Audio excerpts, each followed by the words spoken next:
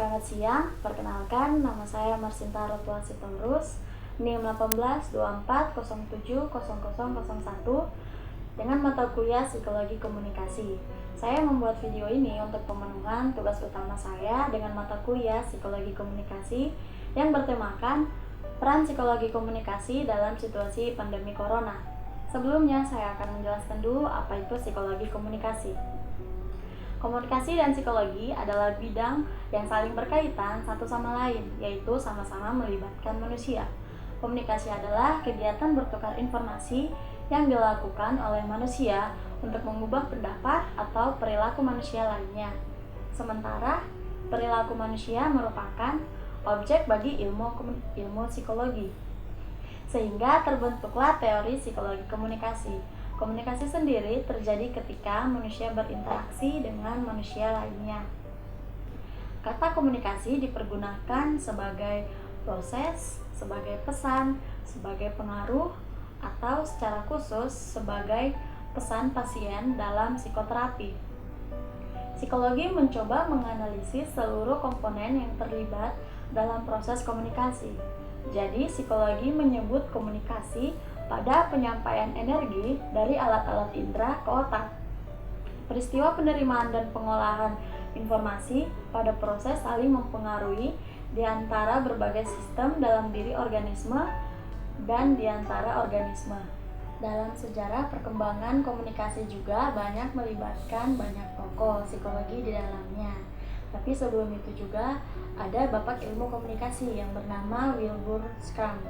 Bapak ini yang pertama kali lulus dengan sarjana komunikasi, dan setidaknya ada juga 3 orang pakar psikologi yang diakui sebagai bapak komunikasi. Di antaranya yang pertama Carl Hoffman, yang kedua Paul Lazarsfeld, dan Kurt Lewin. Komunikasi juga terbagi menjadi 2, yaitu komunikasi intrapersonal dan komunikasi interpersonal. Saya akan menjelaskan satu persatu.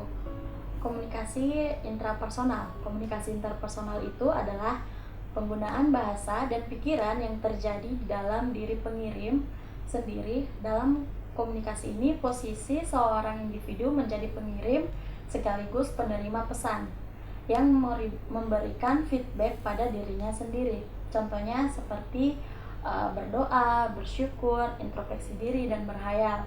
Komunikasi intrapersonal sangat dibutuhkan untuk memahami diri sendiri.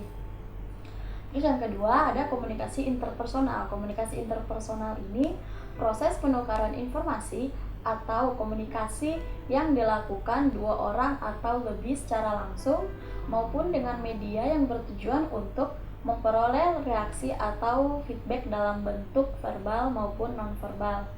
Contohnya komunikasi interpersonal ini misalnya dengan mengobrol dengan dosen, ngobrol dengan teman, mengobrol dengan keluarga, kan itu akan ada feedback.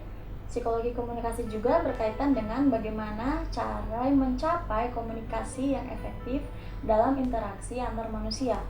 Melalui komunikasi kita menemukan diri kita, mengembangkan konsep diri, dan menetapkan hubungan kita dengan dunia di sekitar kita. Hubungan kita dengan orang lain akan menentukan kualitas hidup kita. Bila Anda selalu gagal untuk mendorong orang lain bertindak, Anda telah gagal dalam komunikasi. Komunikasi Anda tidak efektif.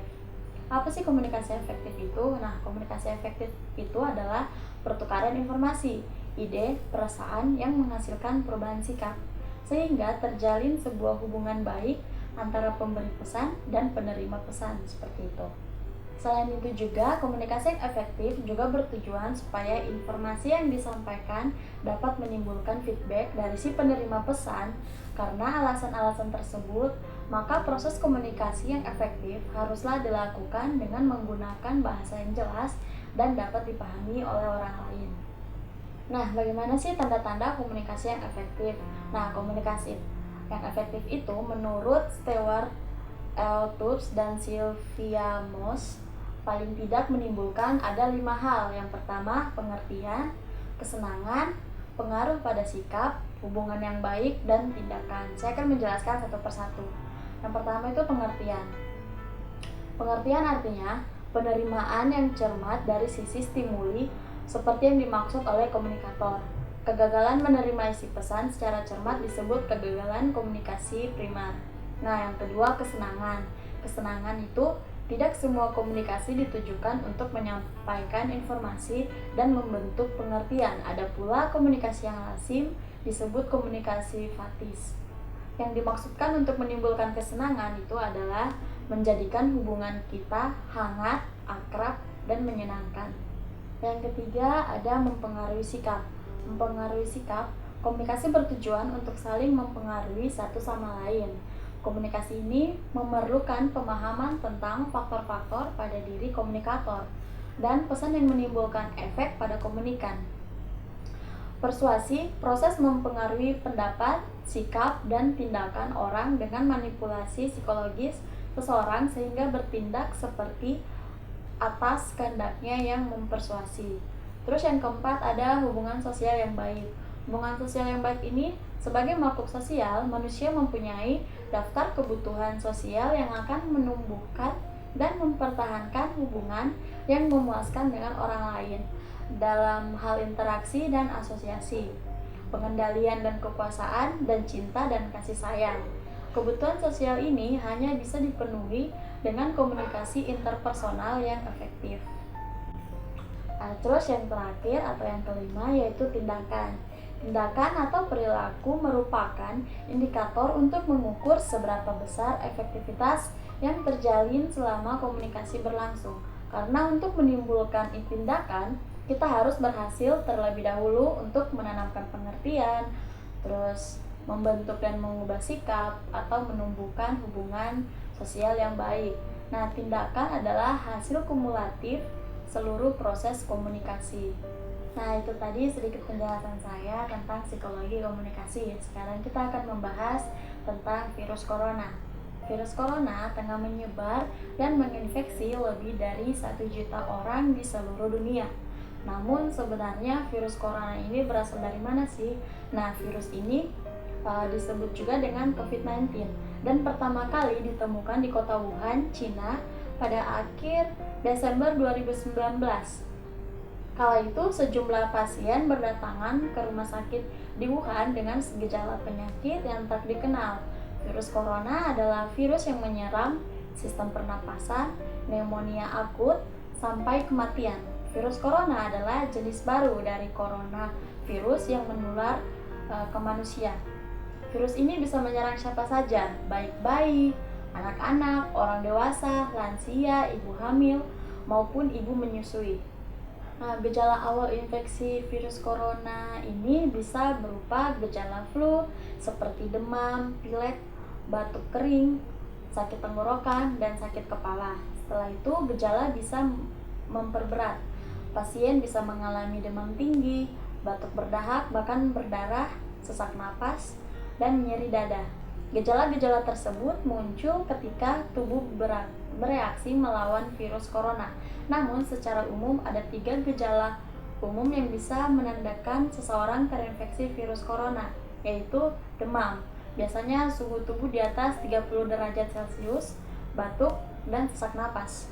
Menurut penelitian, gejala COVID-19 muncul dalam waktu 2 hari sampai 2 minggu setelah terpapar virus corona. Virus ini menular dengan cepat dan telah menyebar ke wilayah lain di Cina dan ke beberapa negara, termasuk ke Indonesia juga.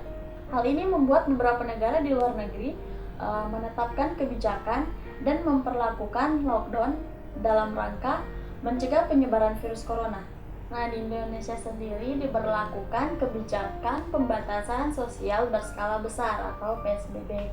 Salah satu istilah yang kerap mencuat berbarengan dengan penyebaran virus corona adalah social distancing, menjaga jarak secara sosial. Social distancing merupakan salah satu istilah yang kerap hadir di tengah wabah virus corona ini. Sebagai upaya menciptakan jarak sosial, kita menciptakan jarak sosial dengan yang lain, terutama di tengah wabah penyakit menular seperti virus corona. Menurut Tara Parker Pope dalam artikelnya menulis kalau social distancing merupakan upaya untuk menciptakan jarak secara fisik antara orang yang tidak tinggal dalam satu tempat. Sebagai konsekuensi dari social distancing adalah meliburkan sekolah, membatalkan acara-acara yang melibatkan banyak orang, dan lain sebagainya. Jadi orang terpisah secara komunitas sosial. Meski terpisah pada komunitas sosial tertentu, sebagian besar orang kembali ke rumah masing-masing. Rumah merupakan salah satu lingkungan sosial. Pada titik seperti inilah, istilah social distancing bisa saja tidak berlaku.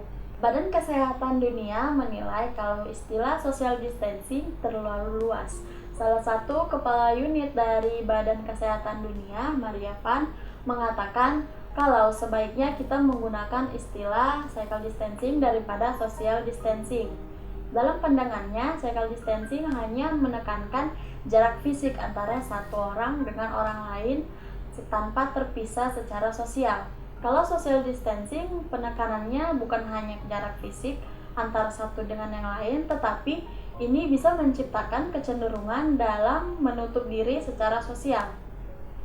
Dalam physical distancing, kita terpisah secara fisik. Aturannya, kalau dalam kerumunan dan keramaian, kita menjaga jarak sekitar 1 meter. Jarak yang tercipta itu adalah jarak fisik, tetapi kita tidak terpisah secara sosial. Memang secara fisik kita terpisah, tetapi secara sosial kita masih bisa menjalin relasi.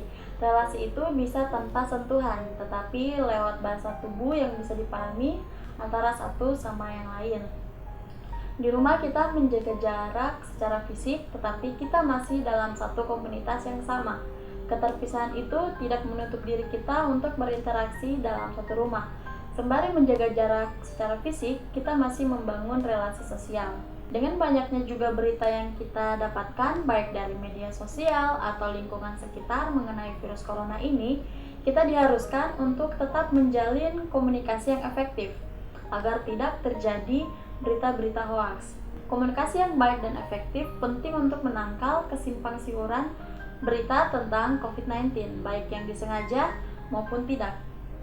Kementerian Kesehatan meminta pemerintah daerah tidak sembarangan menyebarkan informasi terkait virus corona ini. Informasi menjadi kewenangan medis untuk mengumumkan, bukan diumumkan oleh orang lain. Tujuannya agar tidak terjadi bias informasi. Komunikasi pemerintah menjadi penentu bagi ketangguhan bangsa dalam menghadapi serangan corona. Selanjutnya, aparatur pemerintah dituntut berkomitmen pada komunikasi 2 arah dalam menghadapi corona, misalnya dari pemerintah ke masyarakat dan sebaliknya dari masyarakat ke pemerintah.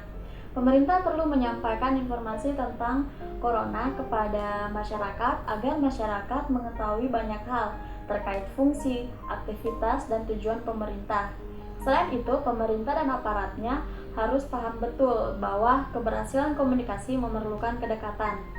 Tidak hanya dari sisi jarak, namun bisa pula dipandang dari sisi respon psikologis masyarakat terhadap corona. Dalam kondisi teknologi yang semakin canggih saat ini, jarak bisa menjadi kurang berarti. Kedekatan komunikasi yang dulu mengandalkan tatap muka, kini berkembang dengan berbagai media yang ada. Disinilah peran teknologi informasi berbicara. Tadi saya sudah membahas sedikit tentang psikologi komunikasi dan juga virus corona. Sekarang, apa sih perannya psikologi komunikasi pada pandemi corona ini?